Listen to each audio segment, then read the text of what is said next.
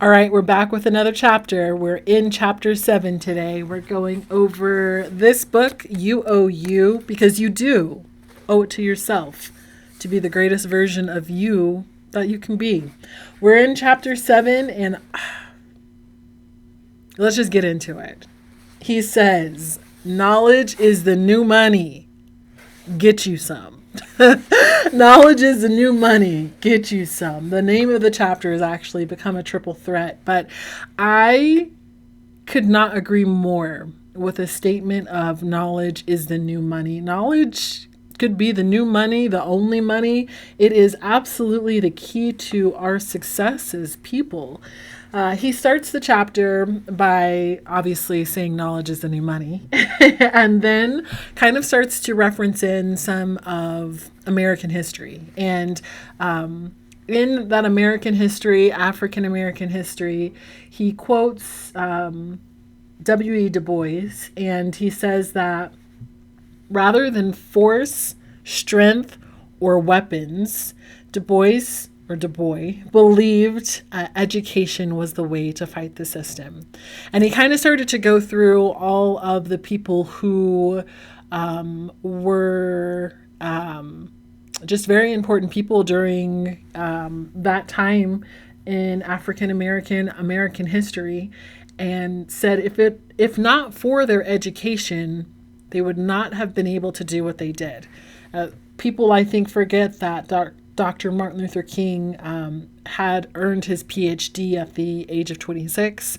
And as you start to go through anyone who is a big player in history at that point in time, you'll find that education, they had to seek out their education. And once they went for it, they sought it out, they achieved it, they were able to do better, greater things for their community.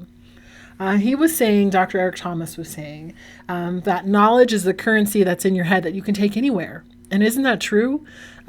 You can change your life with knowledge. You can change your family's life with knowledge. And it's something that you can't take away. You just can't take the knowledge. Once it's in there and it's stuck and you know it, then you know. And in that understanding, I'm trying to figure out how is it that we can convince people, students, that this thing called knowledge is so important and that you should chase after it. You should seek it. You should go forth. You should grab it. You should bring it close to your heart and have it stick in your mind. Why is it that we have such a hard time convincing people of this? And as we went through this chapter, there's some interesting things that I thought he said. One of the things he said is just the understanding that while we're talking about how important education is, because we all agree that education is important, he says you can get the education and do nothing with it. Which is so true. Like, how many people you know have gone through school, gone through training, and know nothing by the time they're done. You can get your education and not excel in your field. You can get your education and still not be able to express yourself clearly. I love this particular statement that I wrote down the most. I even highlighted it and put all the things around it because it says education is more than school. Education is more than school. It's knowledge, it's understanding. Kids, when you think about it, are very apathetic to school. They just are. No one, you can't have a conversation with anyone and be like, hey, look, are you excited to go to school today? And unless you're 5 with a brand new backpack, the answer is no. I'm not excited to go to school today because something about that educational experience is just slightly lacking. And I love having conversations with people who are educators or passionate about education because I do want to know, what are you doing to bring the excitement about knowledge back to the table? Because if you're just sending someone to school, send them. Chances are very likely they're just going to do what they're told to do. Maybe they might learn something. Maybe they won't. But when it comes to knowledge, people should crave knowledge. A lot of young people according to the author, and I would agree. A lot of young people, don't see the value in education. And that's why when we get to higher education, personal opinion, we are running these battles between, well, why is it I can't get this student to do what I'm asking them to do? Or why can't I get this student to just do their homework or just be excited or be engaged with education? And I think it's because they don't see the value in school. Not that they necessarily don't see the value in education, but they don't see the value in school. And somewhere in there, we have linked school and learning, school and education, school and knowledge. And that's the only way that you can obtain knowledge. But that's not true. And school should be a place of excitement. School should be a place of learning. School should be a place that we crave to go for this knowledge that can change our whole life.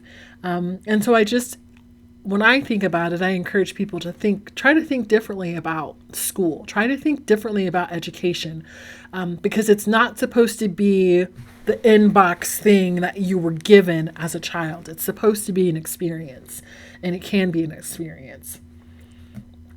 If you are not able to see the connection between the concept and life, if you can't see the concept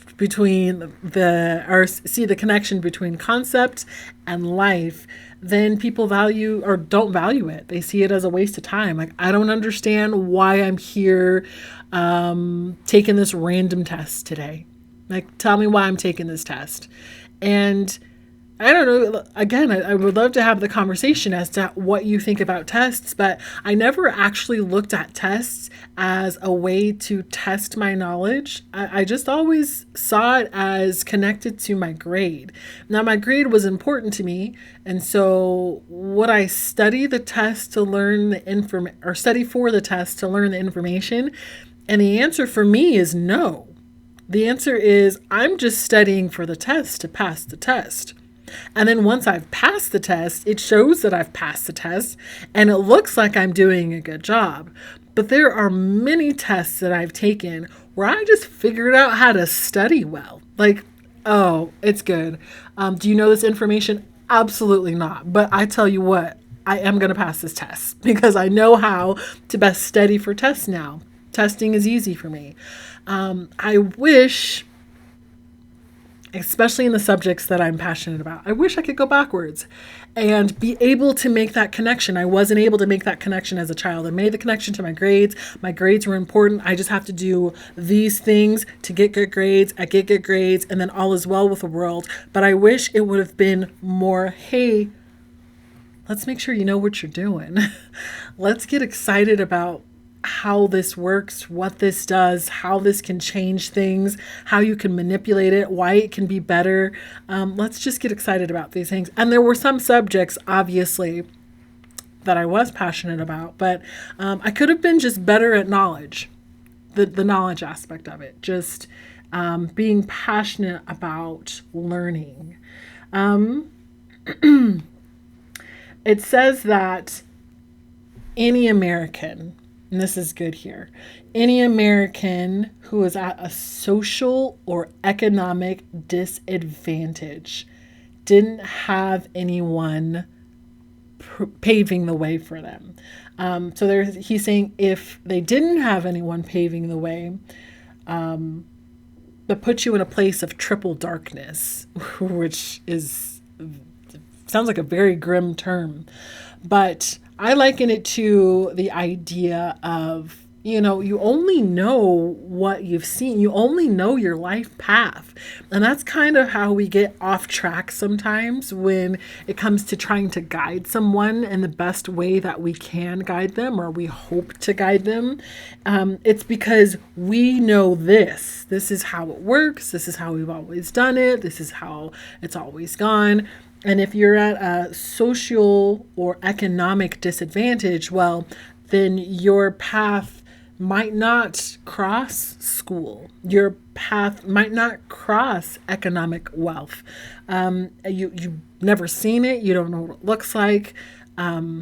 And so when somebody shows you something a little bit different, it's hard to understand it. It's hard to put yourself in that place. It's hard to walk that path because all of that looks unfamiliar to you. It's triple darkness. In other words, according to the author and his mom, it says, you don't know what you don't know. The blind leading the blind. I have a good story about that. I don't know if I should tell it right now. I'm going to tell it. I was in a store once with a couple of younger girls, and they were just having some relationship conversations. And I just remember this one young girl giving this other young girl like relationship advice. And in my head, I'm thinking, girl, you don't know nothing. Like, what is the most terrible advice I've ever heard another soul give another soul? But she was sitting there, and that girl, they're nodding their heads together, and, obviously they're on the same team. And I didn't jump in because they don't know me from anybody else. But I thought in my head, that is the worst advice a person has ever given that I've ever heard about relationships. But that girl doesn't know it. She's just doing her best. And that was the advice that she had at the time. So you don't know what you don't know. And you just do the best you can with what you have. But hopefully, we are continuing to seek out more so that we can continue to do more and do better. Once you know better, you do better. I know you guys know the quote. He says that historically, more value had been placed on working his body than his mind. And this is just referring to him being an African-American male in the United States of America. And I completely understood what his thought process was because in a different time, again, in America, in a different time, his people or people who look like him, also my people, who am I kidding, were working. They were working really, really hard. And then as things started to switch, change, develop, it was still working hard. Like not necessarily working smart, but working hard to get by. And so again, like he said, more value had been placed on working his body. And that's how you can be successful versus gaining knowledge. And in fact, he continues to say that getting knowledge was it was foreign. It was held back from people who looked like him. And there was this other path in which you could find success. And so it was just one of those things that it was foreign. As we continue to, understand how important knowledge is, or at least as he continued to develop and understand how important knowledge is, it changed his whole trajectory. And it really can change the trajectory of most people. Humans perpetuate patterns. That's what he said in this book. Humans perpetuate patterns. And I do want to have highlighted here because I thought that this last paragraph was really, really important. And he was talking about, spending his time helping people in the GED program or in juvenile detention centers in his communities that don't have adequate resources. And he asked them, do you want to live the life that your parents lived? Do you want the life that your grandparents lived? And then he asked them about the reality of those lives and how frustrating it must have been for their parents to have to work 2 or 3 jobs to take care of them, and how exhausting it must be to come home after labor and scrap together rent and to go without certain luxuries just to feed them. And then he asked, who would choose to struggle? And I thought that was really powerful because as he continues to say, we live in a world in which we have a choice.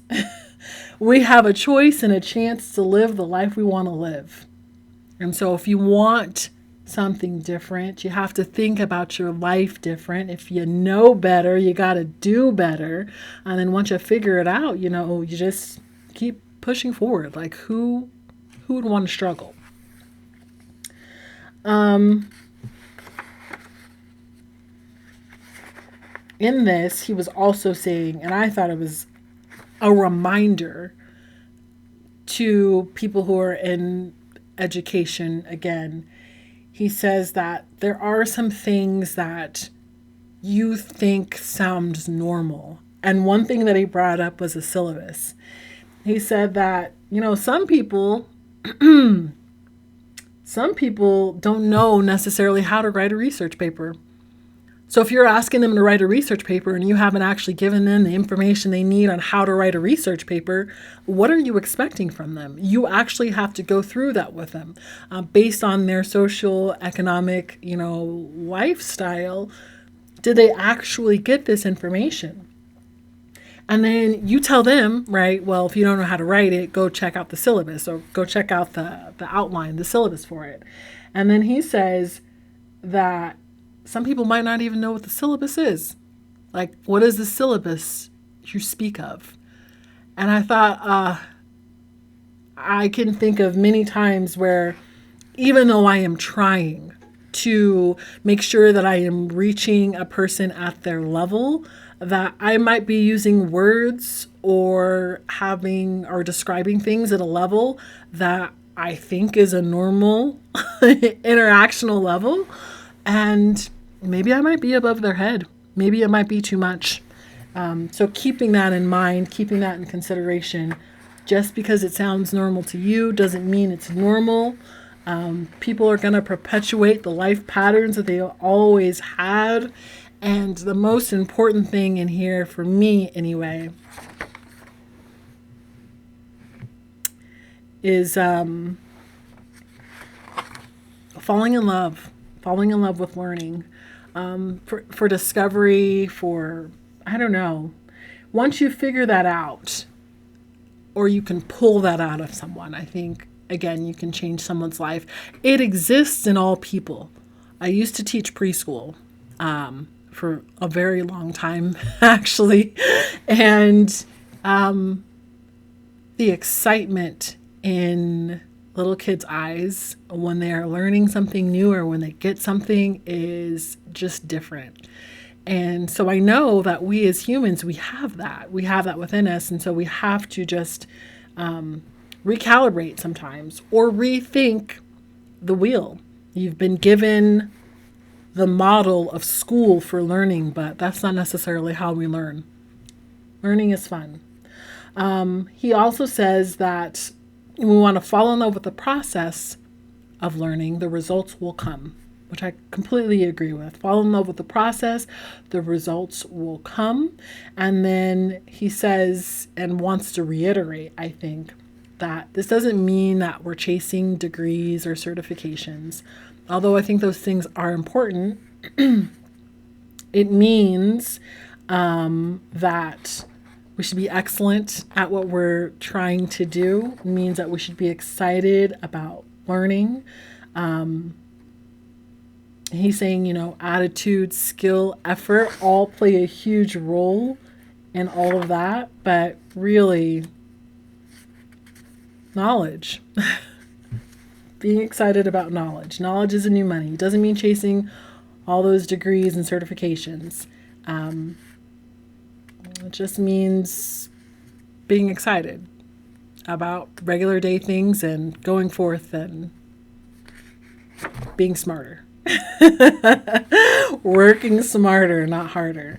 All right, that is chapter 7, Becoming a Triple Threat.